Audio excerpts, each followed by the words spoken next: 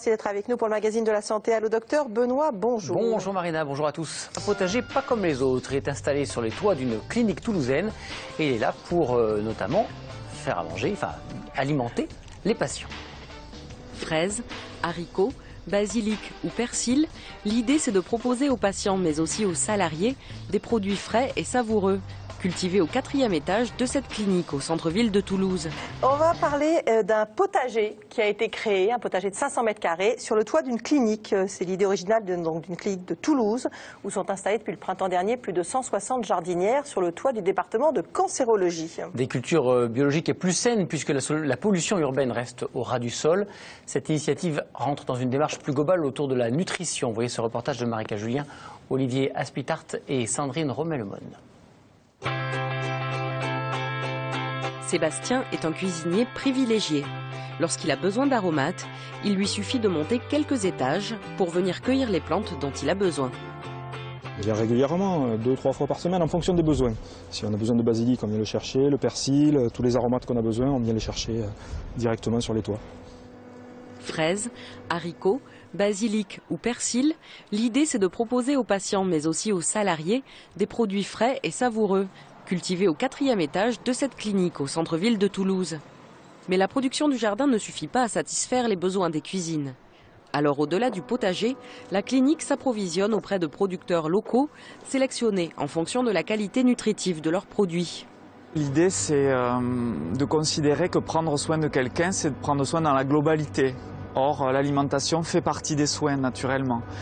Donc, pour avoir une démarche un petit peu structurée en rapport avec les maladies qu'on soigne ici, c'est-à-dire le cancer et les maladies cardiovasculaires, on a cherché à se faire accompagner par des scientifiques pour réfléchir à ce qu'on doit mettre dans nos plats, dans nos assiettes, celles qu'on propose à nos patients. En cuisine, de nombreux ingrédients ont un intérêt nutritionnel. Pour la viande et les laitages, la plupart des produits sont labellisés bleu blanc cœur. Les agriculteurs de cette filière s'engagent à nourrir leurs bêtes avec des aliments riches en oméga 3. Les produits du jardin comme les fraises ou le basilic permettent de rajouter du goût et de redonner à certains patients l'envie de manger. Quand vous passez des journées au lit, sans bouger, vous n'avez pas faim. Et justement, il faut manger pour trouver les forces. D'où la qualité vous permet de passer outre le fait que vous n'avez pas très faim et vous mangez quand même. Dans les assiettes, on retrouve des aliments choisis par les diététiciens. Leur but, rééquilibrer le ratio entre les bonnes et les mauvaises graisses. Alors, monsieur Caussade, comment s'est passé ce repas?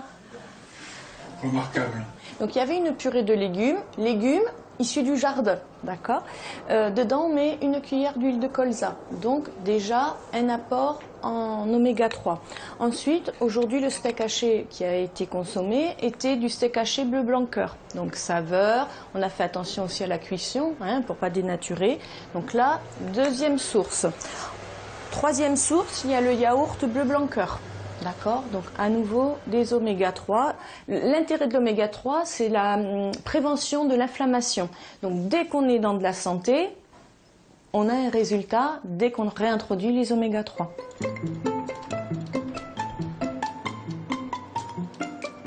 Donc le piment, s'il est mûr, il n'a pas besoin de forcer, il vient tout seul.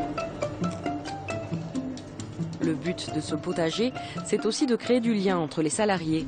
Ils peuvent venir entretenir le jardin pendant la pause déjeuner. L'objectif, c'était vraiment de réunir tout le monde de différents services, des gens qu'on n'a pas l'habitude de croiser forcément sur le lieu de travail parce qu'on ne fait pas partie des mêmes services, et de passer un moment en fait comme ça, tous ensemble pendant 1 heure autour du jardin. L'initiative a éveillé la curiosité de certains patients qui aimeraient eux aussi venir jardiner. La clinique a donc décidé d'organiser des ateliers jardin mêlant malades et personnel soignant.